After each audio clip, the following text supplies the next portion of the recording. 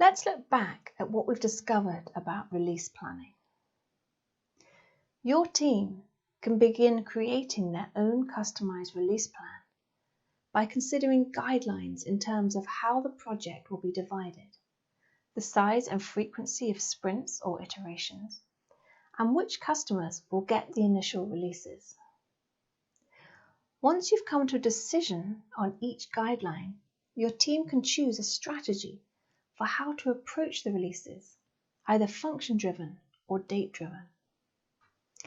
Through your creation of a release plan, you'll be able to involve the stakeholders and customers more in your development process, leading to a better understanding of the market and the people you're making the product for.